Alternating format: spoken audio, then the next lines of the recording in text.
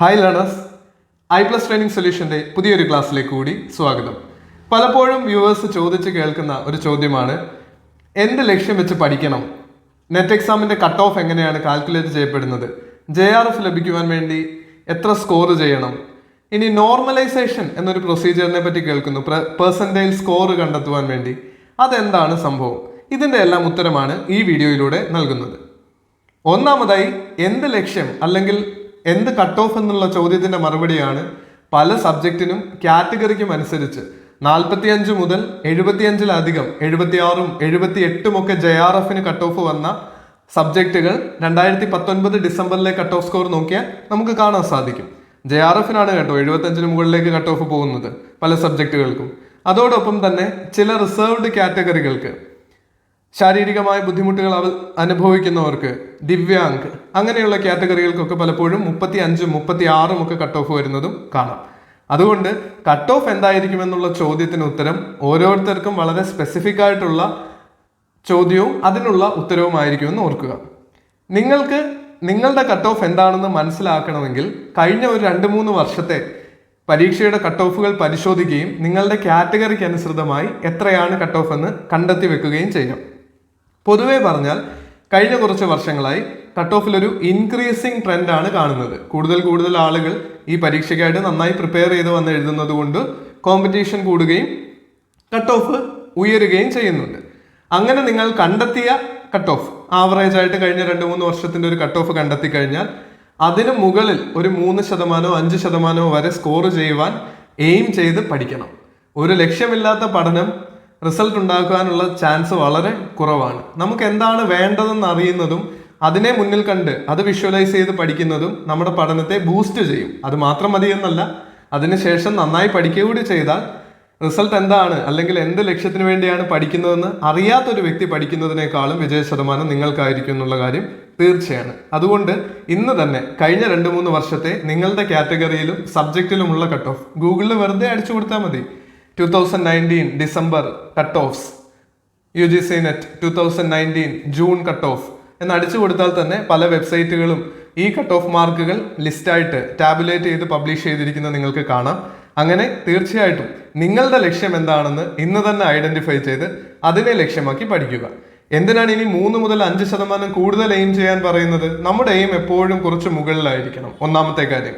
രണ്ടാമതായി, ഇനിയും നമ്മൾ ഇത് ക്വാളിഫൈ ആയി കഴിഞ്ഞാൽ തന്നെ ഒരു PhD പ്രോഗ്രാമിന് അപ്ലൈ ചെയ്യുമ്പോൾ അല്ലെ ഒരു കോളേജിലേക്ക് അപ്ലൈ ചെയ്യുമ്പോൾ നെറ്റ് സ്കോർ ജസ്റ്റ് ക്വാളിഫൈഡ് ആയ ഒരുപാട് പേരുണ്ടെങ്കിൽ അതിൽ പെർസെൻറ്റൈൽ സ്കോർ മുകളിലുള്ളവർക്ക് സെലക്ഷന് പ്രയോറിറ്റി കിട്ടുന്നതാണ്.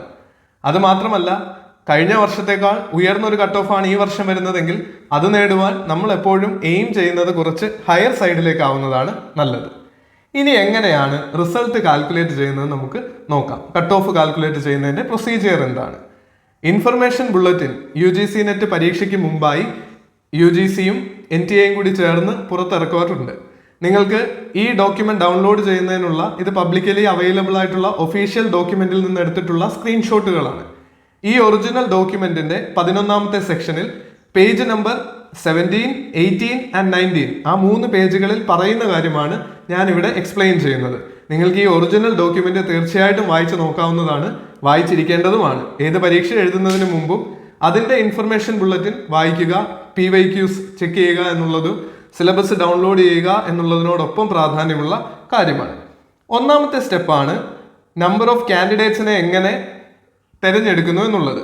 ഇവിടെ വളരെ വ്യക്തമായിട്ട് പറയുന്നുണ്ട്, the number of candidates to be qualified, total slots or eligibility for assistant professor shall be equal to 6% of the candidates appeared in both the papers of net.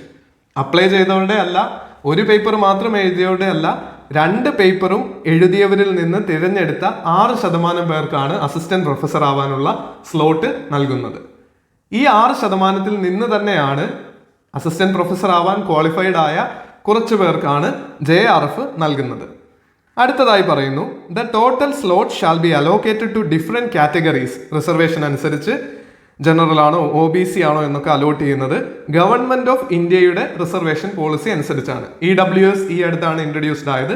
അങ്ങനെ ഗവൺമെന്റിന്റെ reservation policy എന്താണോ അതനുസരിച്ച് നമ്മൾ മൊത്തത്തിൽ കണ്ടെത്തിയ 6%-നെ 10% EWSനാണെങ്കിൽ ആ 6% നിന്ന് 10%. ഒരു ഉദാഹരണം പറഞ്ഞാൽ 1000 പേരുടെ 6% എന്ന് പറയുന്നത് 60 പേരാണ്.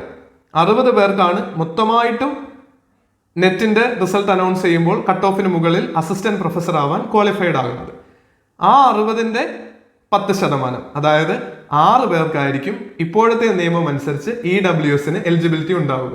EWS കാറ്റഗറിയിൽ അസിസ്റ്റന്റ് പ്രൊഫസർ ക്വാളിഫിക്കേഷൻ കിട്ടുന്നത്. അതിൽ നിന്നും ടോപ്പിലെത്തുന്ന കുറച്ച് പേർക്കാണ് JRF junior research fellowship allocated ആവുക എന്നും അറിഞ്ഞിരിക്കുക.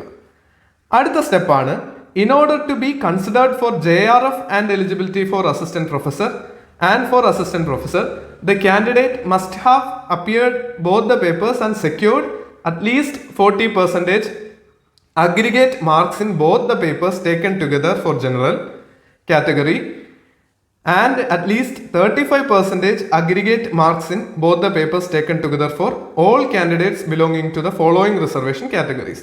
ബാക്കി എല്ലാവർക്കും 2 പേപ്പറിനും കൂടി ചേർത്ത് 40% വേണം, 2 പേപ്പറിനും കൂടി ചേർത്ത് 35% വേണമെന്നാണ് പറയുന്നത്. നമുക്കിത് ഇമ്പോർട്ടൻ്റ് അല്ല, പക്ഷെ റിസൾട്ട് കാൽക്കുലേറ്റ് ചെയ്യുന്നതിന് ഇത് തീർച്ചയായിട്ടും ഇമ്പോർട്ടൻ്റ് ആണ്. നിങ്ങൾ ഏത് കാറ്റഗറിയിലാണെങ്കിലും കട്ട് ഓഫ് വരുന്നത് തീർച്ചയായിട്ടും 35% മുകളിലായിരിക്കും. അപ്പോൾ നിങ്ങൾ ഈ 35-40 എന്നുള്ളത് ഓർത്ത് ബോധർ ചെയ്യേണ്ട ആവശ്യമില്ല.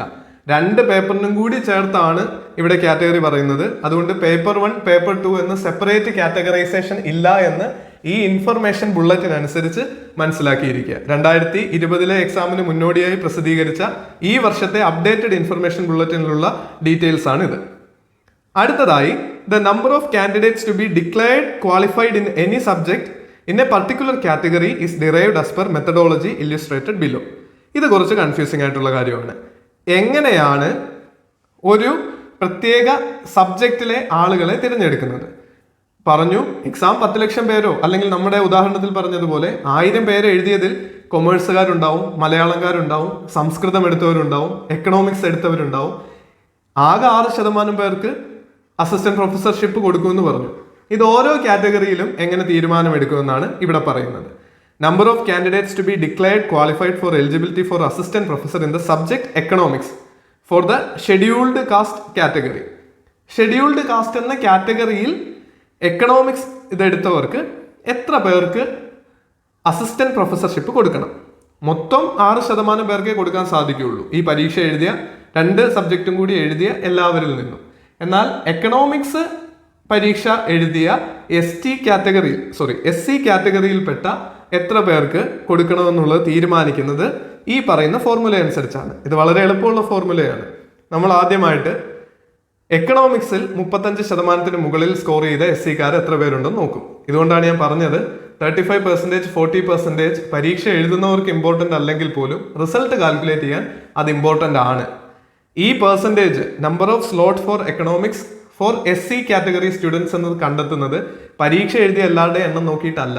35% മുകളിൽ എക്കണോമിക്സിൽ ക്വാളിഫൈഡ് ആയ SC കാറ്റഗറി സ്റ്റുഡൻസിന്റെ എണ്ണം into total slots derived for SC category. നമ്മൾ റിസർവേഷൻ അനുസരിച്ച് SC കാറ്റഗറിക്ക് എത്ര സീറ്റ് കൊടുത്തോ അത് വെച്ച് മൾട്ടിപ്ലൈ ചെയ്ത് പിന്നീട് അതിനെ total number of candidates belonging to SC category വെച്ച് ഡിവൈഡ് ചെയ്യുന്നു. നിങ്ങൾ ഇത്രമാത്രം മനസ്സിലാക്കിയാൽ മതി. 35% മുകളിൽ മാർക്ക് വാങ്ങിയ SC കുട്ടികൾ എക്കണോമിക്സിൽ 10 പേരാണുള്ളത്. മൊത്തത്തിൽ എക്സാം എഴുതിയ 100 SC കാറ്റഗറി കുട്ടികൾക്ക് 35% മുകളിൽ സ്കോർ ചെയ്യാൻ പറ്റി. അപ്പോൾ എക്കണോമിക്സിന് അലോട്ട് ചെയ്യുന്നത് 10/100 into total number of seats allotted four SC ആണെന്ന് മനസ്സിലാക്കുക. ഇതൊരു പെർസെൻറ്റേജ് കാൽക്കുലേഷനാണ്. എക്കണോമിക്സ് എഴുതിയ എത്ര ശതമാനം SC കാറ്റഗറി ആളുകൾ 35% മുകളിൽ സ്കോർ ചെയ്തു?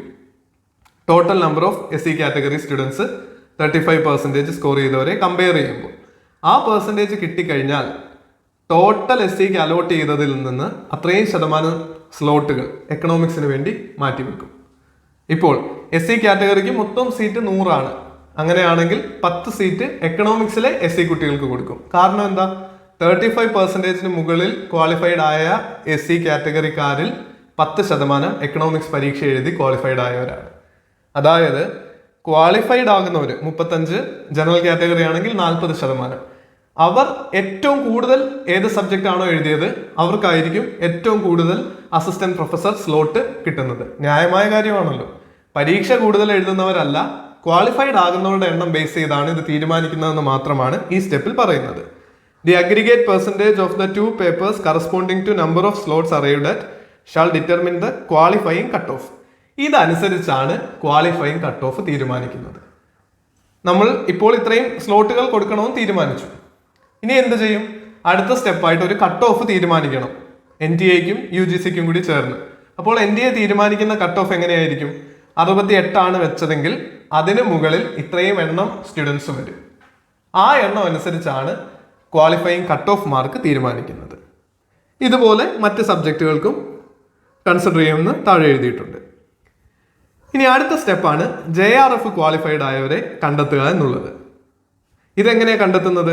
വളരെ വ്യക്തമായി പറയുന്നു, all candidates who had applied for eligibility for JRF and eligibility for assistant professor both, അങ്ങനെയുള്ളവർ out of the total number of qualified candidates derived as per step 4 shall constitute the consideration zone for JRF.